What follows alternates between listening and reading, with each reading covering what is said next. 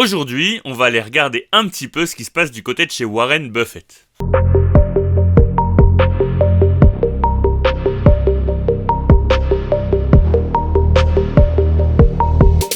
Avant de commencer, on fait un petit point sur le portefeuille de Warren Buffett.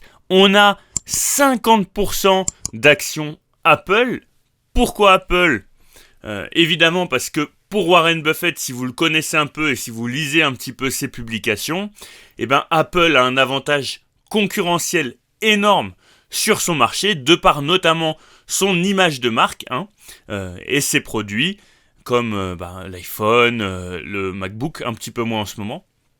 Mais voilà, moi je suis plus mitigé sur le sujet. Ça reste des très bons produits. C'est une entreprise qui va continuer de croître. Mais lui, c'est des actions qu'il possède depuis des années et des années. Il en rachète encore, mais le plus gros de sa position a été fait il y a des années, comme pour Coca-Cola. Vous voyez, 7,15% de son portefeuille, c'est du Coca-Cola. Donc, pour lui, il est en plus que du bénéfice, quoi. Nous, les actions, auxquelles on va s'intéresser aujourd'hui, c'est celles qui sont dans les 8% d'autres actions. Mais je continue quand même, on fait un petit point. On a du American Express à hauteur de 7%, du Bank of America pour 9%. Faut savoir que lui, les actions sur lesquelles il a le plus de plus-value, c'est celles qui ont un avantage concurrentiel, comme Coca et Apple notamment. Ensuite, on a du Chevron pour tout ce qui va être le pétrolier. On a aussi de l'Occidental Petroleum. On a du Heinz, The Kraft Heinz, à hauteur de 3,5%. Moody's Corporation, environ 2%. Davita, je ne connais pas. Et enfin, HP, à peu près à hauteur de 1%. En termes de répartition sectorielle, on a 52% sur la technologie. Ça, évidemment, c'est lié à Apple. Pour le secteur de l'énergie, on est à hauteur de quasiment 11%, avec Chevron, etc. On a tout ce qui est consommation, mais en défensif, à hauteur de quasiment 12%. Communication et tout ce qui est service à hauteur de 2%. Et tout ce qui va être service financier à hauteur de 22%. Ce qui se passe en ce moment, on en parlera dans une prochaine vidéo, mais c'est qu'il a pas mal vendu d'actions. Donc les actions dont on va parler aujourd'hui, c'est celles qu'il a achetées récemment, mais vous verrez qu'il vend pas mal d'actions, parfois des grosses boîtes solides, et donc son niveau de cash augmente en ce moment, comme vous pouvez le voir, c'est ici en bleu. Alors, je pense quand même qu'il prépare la récession à venir, donc avec toutes les données qu'on a actuellement, à mon avis, lui, il anticipe quand même tout ça. Ce que vous avez sous les yeux, c'est l'évolution du portefeuille de Warren Buffett en bourse.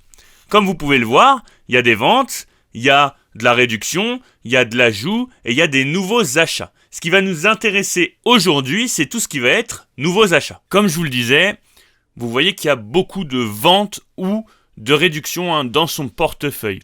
Les nouveaux achats qu'il a effectués, vous allez voir que pour la plupart, ils concernent un secteur en particulier, et il faut surtout prendre en compte que c'est des achats qui ont été effectués au courant de l'année 2023, donc qui ont peut-être aujourd'hui déjà performé. Et on commence par SiriusXM.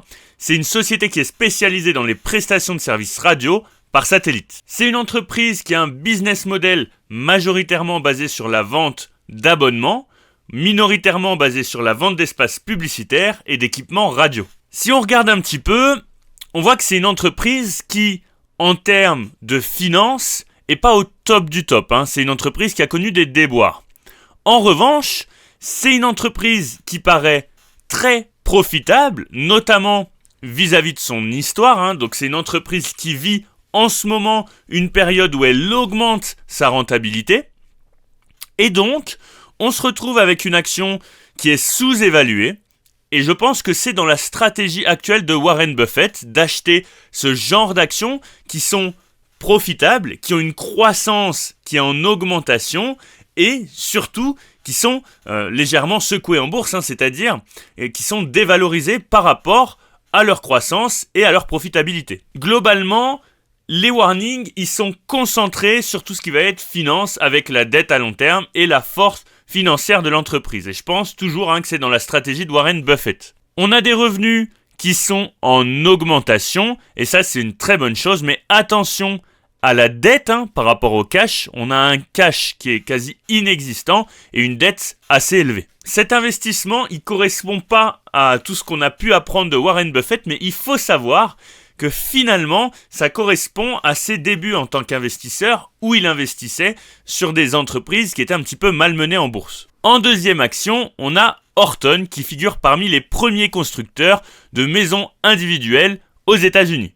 Comme vous le voyez, le business, il se centre sur la construction de maisons, mais aussi légèrement sur la location immobilière et la prestation de services financiers qui doivent être notamment liés aux emprunts et aux assurances. Là, on est sur un type d'action totalement différent qui est extrêmement bien noté en termes de force financière, mais aussi en termes de croissance et de profitabilité.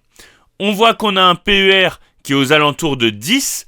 En revanche, et attention, c'est important de le noter, par rapport aux perspectives de l'entreprise, on serait légèrement surévalué.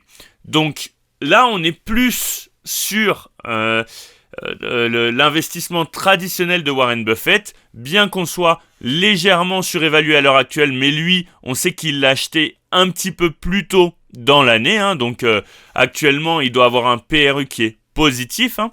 Donc on est sur une entreprise très bien notée, que ce soit en termes de marge, en termes de ROE, de Return on Equity, par rapport notamment au secteur d'activité. Et donc, on se retrouve avec une action qui a des fondamentaux qui sont terribles, qui sont très costauds. Et là, ça correspond déjà un petit peu plus à la stratégie d'investissement de Warren Buffett. Comme vous le voyez, on n'a aucun warning. On a quand même des points d'attention, notamment au niveau de la dette, mais il ne faut pas oublier que c'est une entreprise qui fonctionne avec la dette. Donc, moins d'inquiétude quand même de ce point de vue-là pour Horton. Dans la même lignée, on a NVR qui figure toujours parmi les principaux constructeurs américains de maisons individuelles. Comme pour Horton, bien que ça représente une plus grosse partie du chiffre d'affaires, on est sur de la construction de maisons. Ensuite, on a un petit peu de crédit hypothécaire, mais vraiment pas grand-chose. Et là, encore une fois, une super notation, des marges excellentes, un ROE 2 fois supérieur à celui de Horton. Là, on est vraiment sur un mastodonte. Tout est quasi parfait. Il n'y a aucun warning. On a 6 good signs. C'est vraiment excellent. On a une notation là en termes d'entreprise qui est excellente. Évidemment, c'est la value qui peine parce que c'est une action qui est légèrement surévaluée. Vous voyez, lui, il l'a acheté un petit peu plus tôt, à un point où on était bien évalué. Donc une action super intéressante. Vous voyez qu'il y a eu des moments en 2022, des beaux points d'entrée en termes d'achat. Donc en termes de marge, je vous disais, c'est excellent. En termes de ROE, il y a littéralement rien à dire.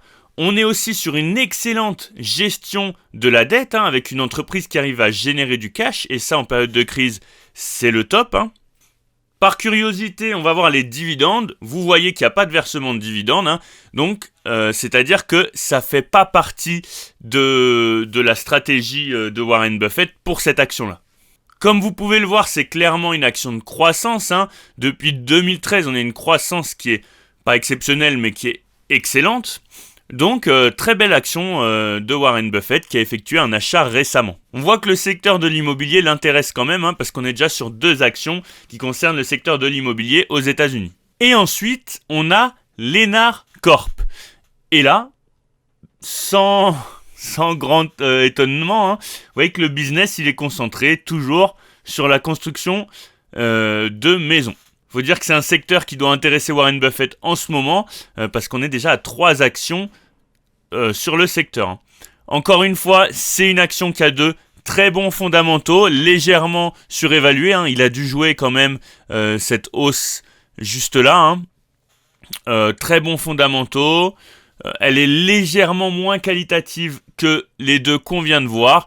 Une croissance plus que correcte depuis 2013. Donc encore une belle action dans le secteur de la construction de maisons pour pour Warren Buffett. Pour mieux comprendre la stratégie de Warren Buffett, dans une prochaine vidéo, on s'intéressera aux actions qu'il recharge, mais aussi aux actions qu'il est en train de vendre. Et vous serez surpris, il y a des actions extrêmement qualitatives qu'on vous dit d'acheter en ce moment, que lui, il est plutôt en train de vendre. N'hésitez pas à liker, à commenter et à vous abonner, c'est comme ça que fonctionne la chaîne.